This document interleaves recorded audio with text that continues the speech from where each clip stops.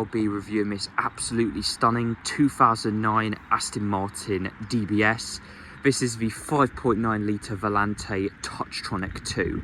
In my opinion, probably the best looking Aston Martin ever made, especially with this standard tungsten silver fast track metallic paint finish, which, like I said, was a no cost option on all of these DBS when they came out, but is probably one of the best looking colours ever, and one of the best silvers in fact.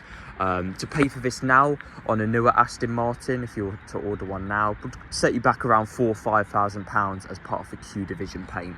But yeah, really lovely. Being the Volante, it is slightly more expensive than the Coupe, and these were released for 2008 model year and came, you know, to its end in around 2012, 2012.5, where the facelift DB9 actually left off or started from, which is really lovely. You've also got HID front headlamps, which are basically xenon headlamps with the halogen DRLs, as well as this very muscular front bonnet with its extra additional hood vents on the front here, and these sort of sculpt lines on the middle, or sort of a bonnet bulge, which is really aggressive. You've also got a bright finish front grille, as well as front parking sensors, which came on all DBS. Another hallmark feature which came on all DBS was the sort of front splitter fins in carbon gloss fibre, which is really lovely. Just has that very aggressive look, and, you know, really luxurious sort of expensive touch to it. These being the Volante, these were around £175,000 when new. With options, this would have been over £180,000, which is insane money. You know, you could buy a Ferrari F430 almost, or a Lamborghini for that sort of money at the time. But yeah, the DBS came with 20-inch 5 twin spoke, or as they call it, the 10 spoke alloys. As a further option, this one has the graphite diamond turn finishing, coming in at £2,400, which is a relatively expensive option just for some diamond cutting.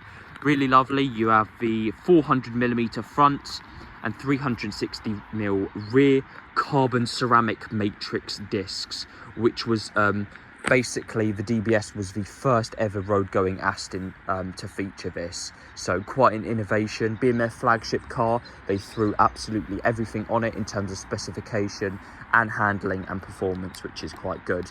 And yeah, you've got the 6-piston black front calipers as well, with the S logo on the caliper itself and the Aston Martin logo. And as you can see, really nice discs, very thick and chunky, and the ceramic pads to go along with it. You've also got LED side indicators as well, with the side strakes. Again, sort of updated thing. This came on the later Virages and the 2012.5 facelift DB9s. You've also got these gorgeous looking side sills. Again, tungsten silver, very distinctive colour. It's sort of a silver with a gold pearl in it. It's really an unreal colour to imagine. But yeah, another nice feature off the DBS was carbon fibre mirror stalks as well, which again save weight and is really lovely. The DBS was also 70 kilos lighter, or roughly 70 kilos. This one has the 2+2 seating option. In weight reduction to the DB9, it featured full carbon fibre front bonnet, carbon fibre front wings, carbon fibre rear tailgate, or, you know, rear boot lid as a whole, and, you know, all the carbon fibre trimmings around the car, which help with saving weight. You've got this massive sort of sheeted carbon rear diffuser as well, again in gloss, very large, very aggressive diffuser slats on the back here, and you've got a sort of more centralised exhaust system with 2 singular tailpipes, along with rear parking sensors as well, and these really clean looking, in my opinion, probably the best thing to have on an Aston, clear rear lens indicators or lamps, which is really nice. So you've got sort of a great finishing there, and yeah, really lovely. Being clear instead of the red, those are LED as well. This one's also got a set of carpet mats, which is nice, sort of DBS carpet mats to go to sort of preserve the lifespan of the original carpets, which are underneath inside the cabin, which is very nice. You've got a fuse box as well, 12-volt socket, and this one is fitted with the Bamford Rose upgraded exhaust system, which effectively what they do is they remove the primary cat, hollow it out, and for the secondary cat they put 200 cell or yeah, sort of 200 baffle cat. So they remove a bit of the honeycomb and you get an absolutely phenomenal sounding exhaust. It is absolutely unreal driving this. Probably one of the best sounding cars ever made. But yeah, let's just quickly move on to the interior. Moving on to interior, we have the Obsidian Black Full Grain leather. Again, very nice, as you'd expect on the DBS. Very supple grained leather. And this one has the 2+2 seating option, which gives us an additional set of rear lightweight seats, which allow us to fit another set of occupants in the back, which again isn't exactly that practical, but the seats are there, I guess. We've also got wind deflector as well, which can come out. Very useful that it stays in ideally. Does help reduce major wind noise going at speeds I'd say above 60 and over. So yeah, very lovely. You've got the DBS logo on this tread plate as well, with the grain leather, black anodized tread plates as well, which you didn't get on the DB9. Very wide sills actually when you get in, and the carbon fibre interior door pulls. Again, very lovely feature to have. The DBS also came with the 1000 watt Bang & Olufsen surround sound system, or as they call it, the BO Sound surround sound system, which is by modern standards still an absolutely phenomenal sound system. All 2008 onwards Astons came with the glass sapphire ECU, so that includes the Vantage, Virage, Rapide and DB9 and DBS. So yeah, really nice. And to start it up, you just press the key in. I'll open up the exhaust valves and it sounds absolutely menacing.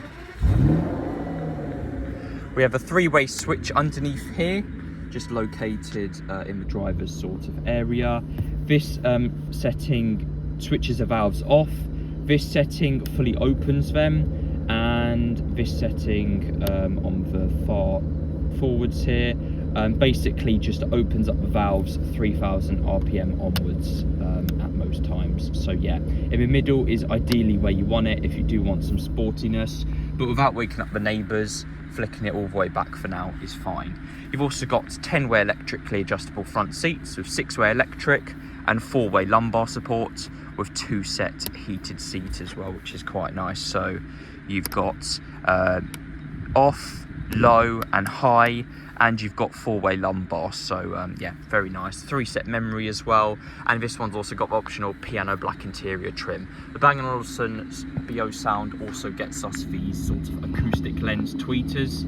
Again, really nice to have when the radio goes up and down. These are sort of black aluminium anodized, and these are sort of just silver sheen finish anodized. You've also got speakers in the footwell as well as sort of these aluminium rubber studded pedals. You've got sport mode as well for sort of increased throttle response, adaptive damping with sort of normal and sports.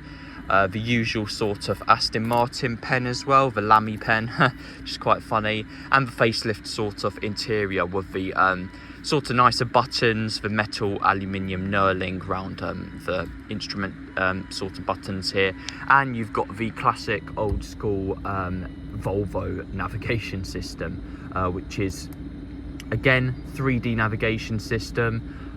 Quite outdated by modern standards, but does still have some up-to-date discs, which is quite cool.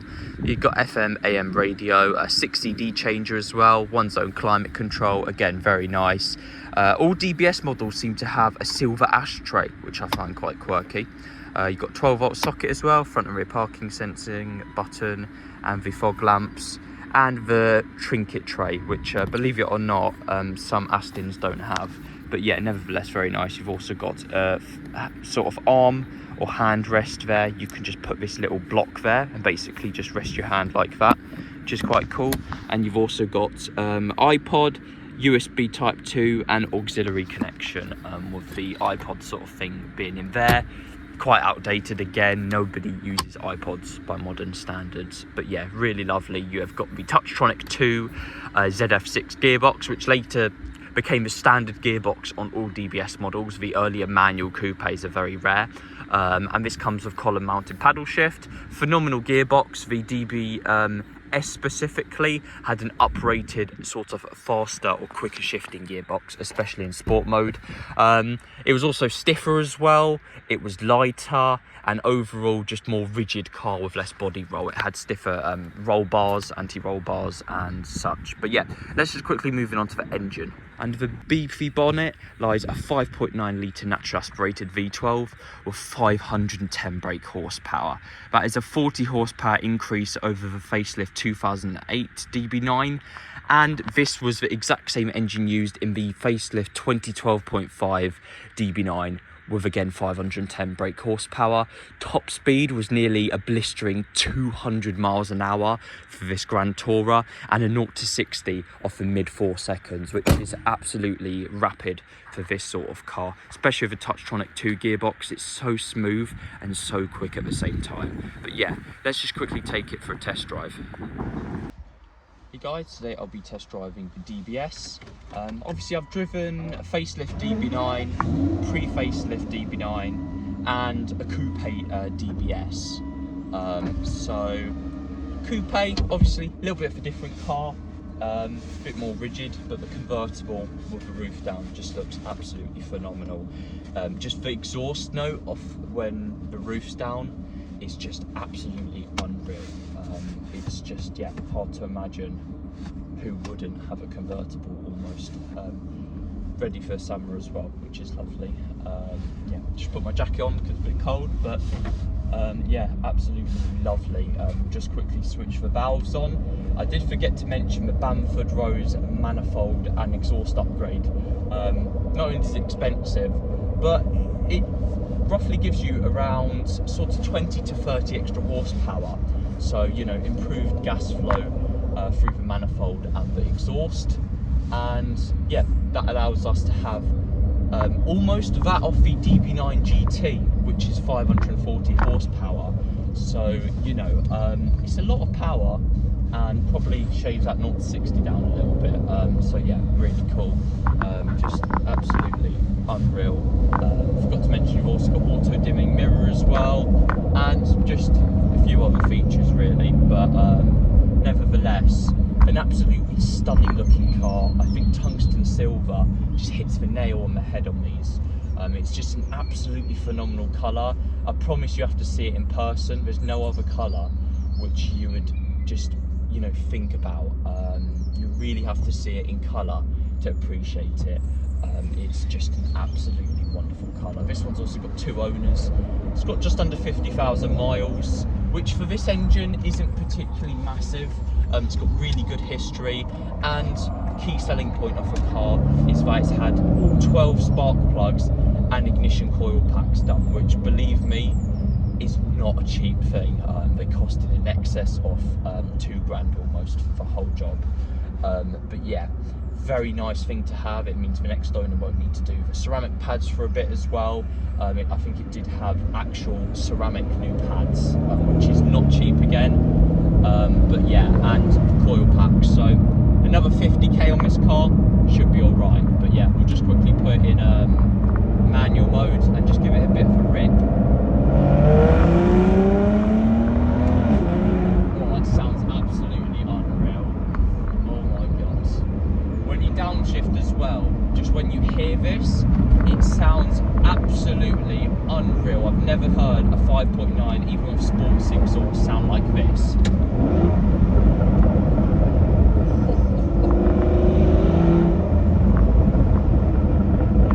Oh my god, that is legendary. That is just unreal. But yeah, we'll just give it a quick bomb here in a second, and yeah, you'll see what it's all about. Quick bomb, guys. I'll put wind deflector up so get a bit less wind noise, and put in manual mode. It sounds absolutely unreal, this car.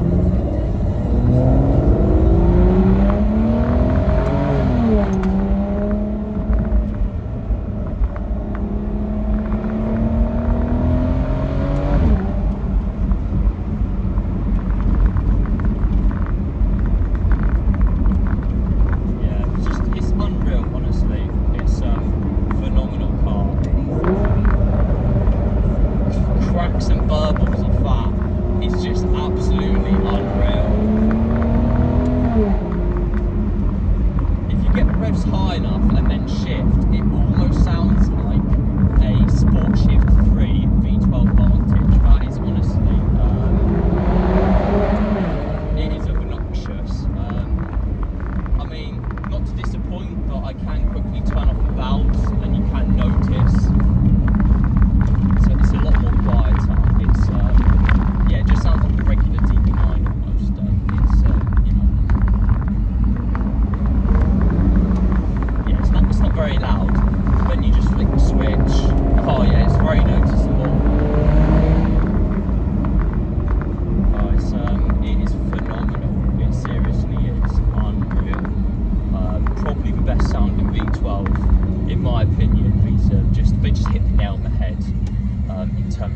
raspiness. They're not too high pitched, but they're not too baritone. But with this Bamford Rose Exhaust, I'd definitely buy one. So it is just really gorgeous, this exhaust.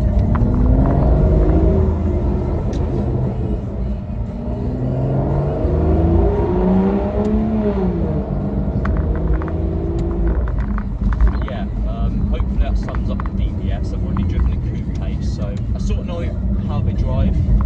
Yeah, I know how they sort of drive. They drive really well. Really good grand touring car. They can be comfortable when they want to be on the motorway and stuff. And